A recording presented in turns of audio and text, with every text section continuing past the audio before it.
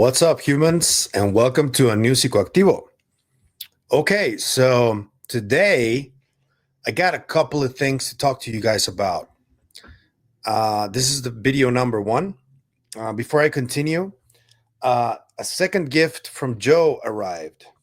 It's an adapter where you can plug a bunch of different things, USB, USB-C, stuff for the camera. Thank you, Joe. I already have it plugged in, so thank you.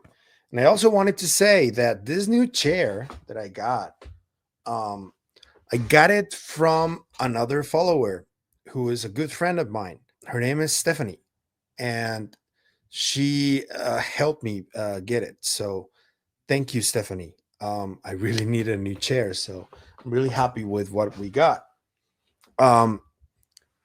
Honestly, this is really new to me, so I don't know exactly how to react. Just saying thank you and that I really appreciate that you guys are vibing with my content. I'm going to keep trying to do the same thing that I've been doing for a little while now. So I appreciate you, everyone. While you're at it, please hit the like and subscribe buttons. It really helps the channel keep growing, so more people can see me ranting or sharing news or doing analysis. I really love doing this, so thank you for the support. You can also comment on everything that I talk about today, and you can also become a member if you like. We have a membership on YouTube. Also on the KGRA website and on all their feeds, we have a lot of interviews and videos that are coming out through all their feeds. So you can check them out over there too. Thank you for everything. And there are a bunch of links down there in the description. I'm going to update the wish list link because it's only for Mexico. And I haven't been able to make one for the US, but I'm going to see if I can fix it. And let you guys know when it is. But thank you for your support. So yesterday, there was an event, and I want to show you guys. This happened in Ashland, Oregon. Danny Sheehan was there for a conference that he offered. And there were some really interesting things that he touched on. There was also Dr. Diane Hennessy Powell, who spoke about the telepathy tapes and her research into ESP. But the most important part of this was actually one of my collaborators on X and in the UFO community is this guy right here, Neandrewthal. And he had told me that he was going to attend the event where Sheehan was speaking. And he managed to get a little soundbite of Danny Sheehan making a revelation that I think it's new. And I want to hear your thoughts on it, but let's play it first. Neandrewthal says, Danny Sheehan says Lue Elizondo was unable to make it to the talk in Ashland, Oregon last night because he has been called to Washington, D.C. to brief Donald Trump Jr. and other people in the Trump administration about UFOs. And this is what Sheehan said. Listen to it carefully. So there's a whole bunch of, we were going to have Lou here tonight, up until yesterday morning. You know, he was prepared to come. He's gotten called to Washington, D.C. You know, he has been and is going to be meeting with Donald Trump Jr. To brief him more on this issue and others inside the administration. And so he is not going to be here. Okay, so that was Danny Sheehan. You heard what he said. Lou was supposed to be on that conference. He's been doing like a bunch of cities lately. I have a couple of people from my circle who attended some of these meetings and gatherings, and they had a really good experience with Lou. Contrary to what is believed amongst people that really are detractors of him, everything I've heard from people who have met him in person say that he's really nice and that he's really personable. So I don't know. That one puzzles me still today because my mama taught me that I don't judge people on what I hear from them. I judge them on how they behave with me, especially in person, because it's very different just hanging out or interacting with someone online compared to how it is in person. So that's something that I use as a mantra when I meet people. And whenever I hear something about someone, I just take it with a grain of salt until I meet this person, and so I can see what they're like. But yeah, uh, this is important because of what's happening right now within the government. And there's people that are trying to get these files out. I'm talking about the JFK assassination files and the Epstein files, and obviously also the UFO files. But there's a conundrum here that I think we should talk about. I think that there's two possibilities, right? There's the one that is being talked about in the mainstream, that they think that these files are not being released because there's another country that is involved in all of these issues. That's what is being talked about right now. But I think, and based on what I cover on this channel, I think that the reason could be this document that was released just months before the assassination of John F. Kennedy, which is where he addresses the CIA director to ask him about UFOs and telling him everything he knows about UFOs. There was an article on the Daily Mail a few days ago where they claimed that they managed to corroborate that this document was authentic. And I spoke to Mr. Jeff Cruikshank to talk about this, and he also claims that he believes it is authentic. So I don't know what's going on, but there is a recent conversation that Tucker Carlson had on his channel with a journalist called Clayton Morris. I'm not very familiar with him. I know that he has a podcast where he's like very UAP, passionate about UAP, but I don't really know the guy. I just found it interesting that they talked about this. And I'm going to share another clip from Mr. UAP James, who is very prominent in UFO Twitter. He shares a bunch of clips daily, and he's been featured in a lot of places. And he does great work clipping everything on UAP. And he considers this that it is related because I think it is too. So shout out to UAP James. He writes, new. Tucker Carlson says U.S. officials are under active pressure to stop the release of the JFK files. Who is powerful enough to scare people?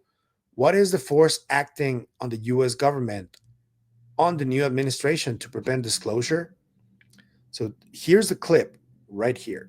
They're all digitized. Right. So who are you protecting? Well, that's the question. Who is there a foreign government involved in this? Well, I know this for a fact. There is active pressure on elected officials to stop this disclosure right now. Now, in 2025, that was 1963. And where is that coming from? I don't know, and I'm not going to speculate on it, but there's active pressure.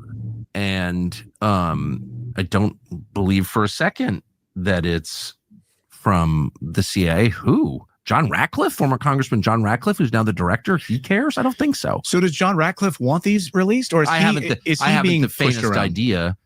And I don't have any evidence that Ratcliffe is involved in efforts to prevent disclosure. I don't mean to suggest that I do, but I'm just saying, like, who is powerful enough to scare people into slow walking the disclosure? And by the way, slow walking a disclosure is the same as not providing the disclosure. Yeah. Why are they slow walking it? To somehow continue to hide facts. What is the purpose? Who is, what is the force acting on the U.S. government, on the new administration to prevent disclosure? And I think it's a totally fair question because it's the president of the United States who got murdered. The people voted for it. This is the heart of democracy. We vote for our leader. And it was overturned. And so anyway, I think it's very important to get to the bottom of the JFK thing. So what do you guys think about that? I happen to believe that it could be directly linked to the UFO topic. And if the JFK files are released, we're going to get to probably know an important number of things. If a bunch of that evidence hasn't been either erased or burned. But Clayton at the beginning does say that they're all digitized, these documents. So they can only be erased if they're only digitized. They can't be burned. So I don't know if that leaves a trace or not, but I think that it is important to see how tense everything is at the moment. And I just saw Lester Nare or Nair, I don't know how it's pronounced, who is part of the UAP caucus group. He handles the website and everything. He's not a politician, but he's like an activist on UAP. And might I say, one of the smartest ones that I know, because he does brilliant breakdowns. He responds to stuff that is happening. He recently called out Congresswoman Luna, and he was on that UFO podcast to keep calling out this apparent inactivity or inaction from people like Luna and other Congress people who are mainly Republicans because they align with the current administration, to call them out that they're not really doing what they say they would. And I think this is because of this pressure that Tucker talks about. And I want to know, when Lue goes to DC, he may already be there. Are they going to talk about this? How the pressure is taking place? I mean, it was pretty obvious that whatever group Tucker is talking about here that is preventing for disclosure to happen, it's either another nation or this group that has been talked about forever.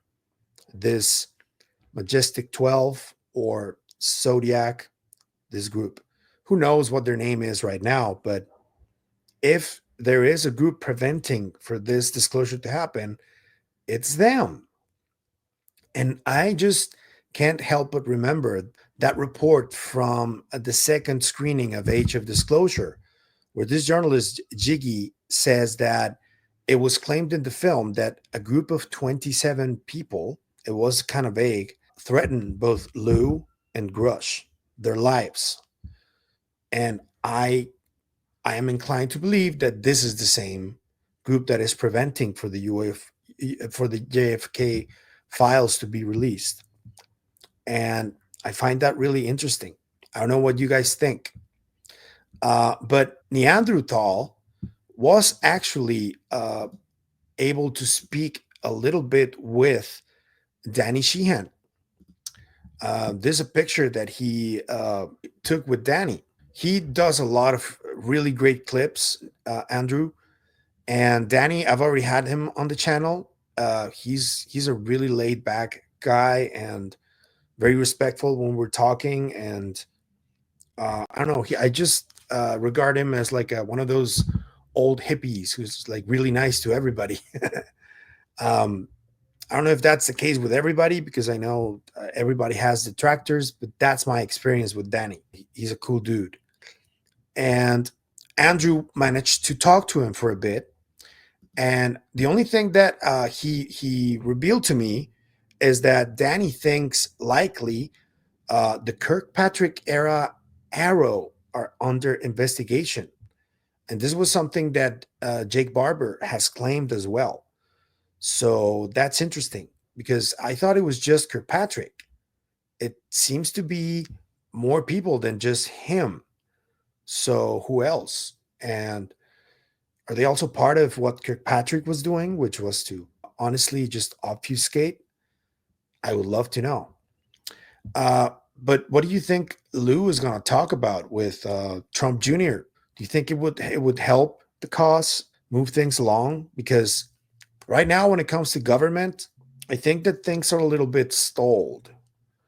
And I find that really discouraging, because we saw that Luna wanted to do this task force, and they made a lot of promises that they haven't kept so far.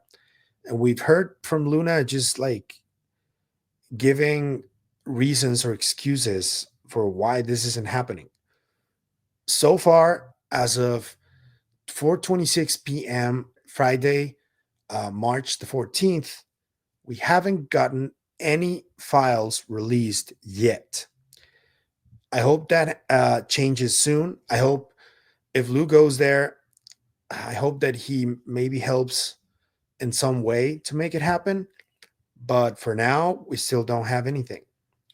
What do you think Lue is going to talk about when he goes to DC and with those people? And what do you think about Tucker Carlson's idea that this group is applying pressure to people that want to release these files?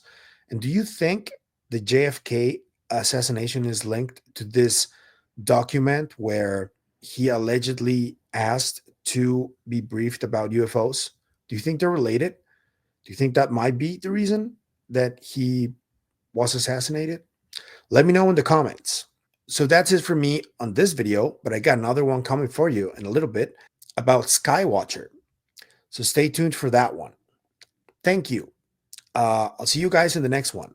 Remember, stay curious, stay inquisitive. Bye.